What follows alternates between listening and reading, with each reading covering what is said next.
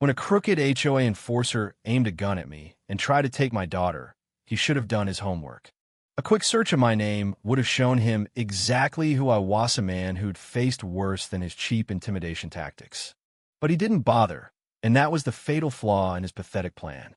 If he won't play by our rules, the woman in the sharp navy suit hissed, losing his daughter will teach him a lesson.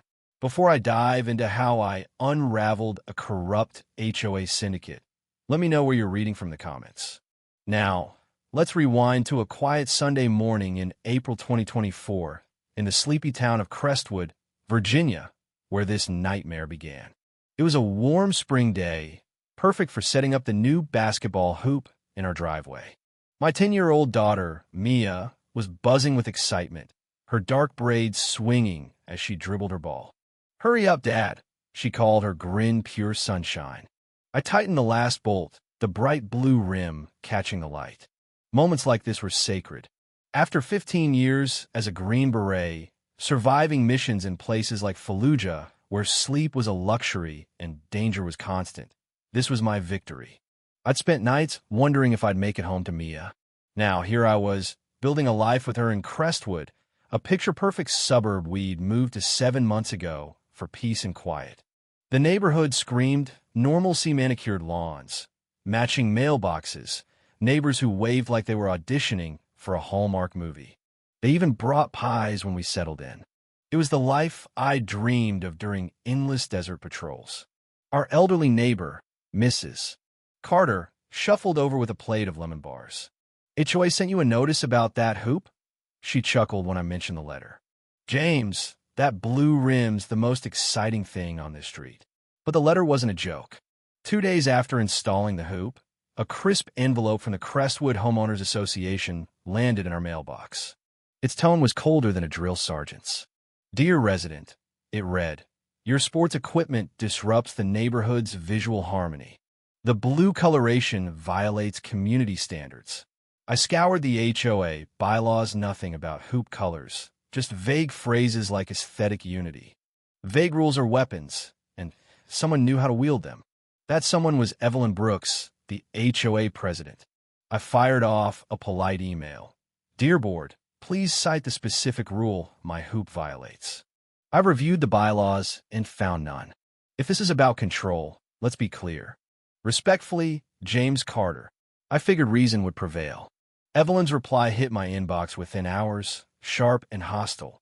"Mr. Carter, this is not a discussion. Your case has been escalated to our compliance committee for enforcement. Non-compliance may result in fines and further action." Compliance committee? I dug through every HOA document, nothing. I called the management company. The receptionist sounded baffled. "No compliance committee exists, Mr. Carter. Enforcement requires a full board vote."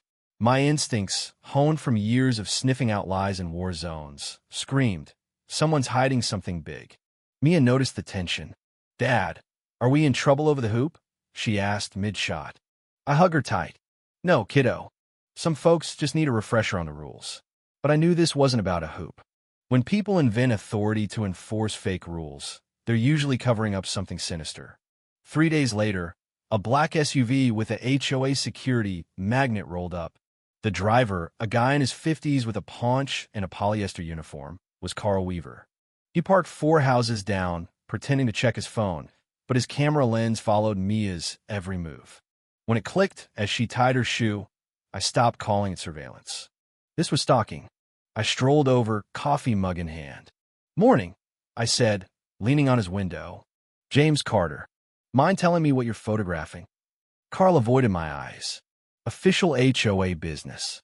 I'm Carl Weaver, compliance officer." His clipboard listed violations like a bad script.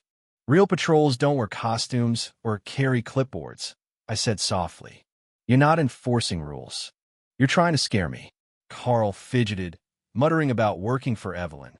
Over the next week, he became our shadow, parking on different streets, always watching, always with his camera. Notice his piled-up trash, complacement, Mia's chalk art, even my truck's angle in the driveway. Each was signed by the non-existent compliance committee. It was harassment dressed in official letterhead, designed to break us. When I saw Carl's binoculars trained on Mia's bedroom window, something snapped. I didn't walk out, I moved like I was breaching an enemy compound. I locked eyes with him across the street. He looked away first, but the line had been crossed. This was about power, and they targeted my daughter. That Saturday, Mia and I were shooting hoops when Evelyn marched up, navy suit pristine, flanked by Carl. His hand hovered near a bulge under his Jaquita gun, not a prop. I stepped between them and Mia. "Nice day for a walk, MS." "Brooks," I said, voice calm but eyes on Carl's trembling hand. Evelyn didn't bother with niceties. "Mr. Carter, this unsafe activity ends now. That hoop is a hazard, and your unsupervised child is a liability." My jaw clenched. "My daughter's playing with her father in our driveway. Show me the rule banning hoops." Evelyn's eyes narrowed. "The compliance committee has ruled. If you won't protect your daughter, we'll ensure her safety." She stepped toward Mia, and I blocked her. "Step back," I said, my tone the one I'd used on armed insurgents. "Explain what you mean by that." Evelyn sneered. "We have the right to remove children from unsafe homes." Carl, panicking, barked, "Back off, Brooks. He's just some ex-soldier who thinks he's untouchable." Then he made his mistake. His hand dropped to his holster, fingers shaking. I shielded Mia, my pulse steady in combat mode. "You're making this worse than a rule violation, Carl," I said. "Think about the girl behind me." Sirens wailed in the distance. Someone had called the cops. Carl dropped his gun like it burned. Real officers had him cuffed in seconds. As they led him away, he yelled at Evelyn. "You said he'd fold. You said he was just another soft vet." That night, Mia couldn't sleep. "Will Carl come back?" she asked. I stayed by her door till dawn. "No, sweetheart," I said, but my mind raced. This wasn't random.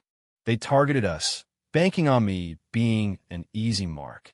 They didn't know, they just sparked a war. 2 days later, a gray sedan pulled up. A woman flashed a badge Child Protective Services. "Mr. Carter, I'm Laura Hayes. We've had reports of aggression, possible PTSD.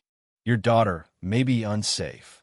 The accusations were too precise, the timing too perfect. Evelyn had weaponized CPS, painting me as an unhinged veteran. The interview was a minefield.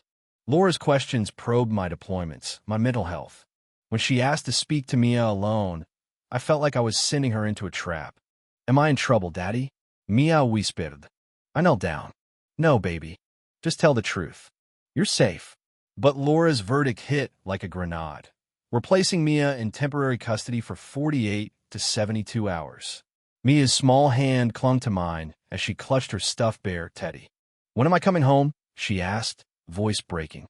"Soon," I promised, my heart shattering as they drove away.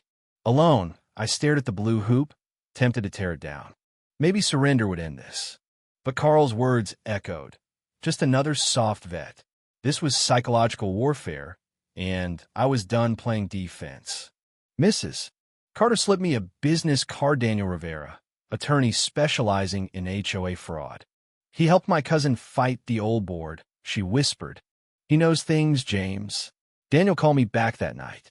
"You're the 5th military family Evelyn's targeted," he said. "The others left quietly, but you've got the grit to take her down." Daniel's office was a war room of legal files. He laid out Evelyn's scam. She targeted vulnerable family single parents, veterans starting with petty violations, escalating to surveillance, then CPS threats. Each family-driven out meant fines and fees funneled to her accounts. "She's stolen $250,000 in 3 years, Daniel said, showing bank records. The compliance committee was a lie, a front for her extortion. "She's used CPS against 2 other families," he added. "They got their kids back, but the trauma broke them." I vowed to end her. Then Carl called, frantic. "Evelyn's planning to snatch Mia from foster care and hide her at the old HOA warehouse on Pine Street. She thinks it'll scare you into dropping the fight." My blood froze, but this was our chance. Carl, racked with guilt, agreed to set a trap. He'd lure Evelyn to the warehouse, claiming he'd taken Mia. Daniel and I would record her confession with police on standby. The warehouse was a rusty maze of old HOA junk. We hid, Daniel with a recorder, me in the shadows. Evelyn arrived, heels clicking, voice sharp. "Where's the girl, Carl?" "She's in the back, tied up," Carl lied, sweating. Evelyn's face twisted with cold satisfaction. "Good. This'll make her father crawl away like the others." Carl pressed. "You said this was the last one. The kid won't get hurt, right?" Evelyn's silence was chilling. "Do your job," she snapped. But Carl cracked. "If we get caught, it's federal time." Evelyn's eyes narrowed. "We've made $500,000, Carl. You think I'll let one stubborn vet ruin it?" Suspicion hit her like a jolt. "You didn't take her, did you? This is a setup." She reached in her purse, pulling a small pistol. Carl froze. "I stepped out." "Evelyn, let's talk." Sirens wailed. She was trapped. Her empire crumbled as she ranted about ungrateful residents. Police swarmed, cuffing her. That night, an emergency HOA meeting packed the community center. Daniel exposed Evelyn's fraud with records and Carl's testimony. Residents gasped at the $500,000 stolen through fake fees. Evelyn had planned to expand her scheme regionally, a budding crime lord in a suit. Neighbors shared stories of fines that drained savings, fear that silenced them. "Mrs. Carter wept. I paid $3,000, terrified they'd take my home." A new board was elected, with rules to prevent future abuse. Evelyn got 5 years for fraud and extortion. Carl got probation for cooperating. A lawsuit recovered $700,000 for residents. Crestwood healed, and our blue hoop became a symbol of defiance. Mia and I still play every Sunday, her laughter my peace. What's the shadiest HOA move you've seen? Should I have taken down the hoop to protect Mia? Or was fighting worth it? Would you trust an HOA after this? Drop your thoughts, like, and subscribe for more stories of justice.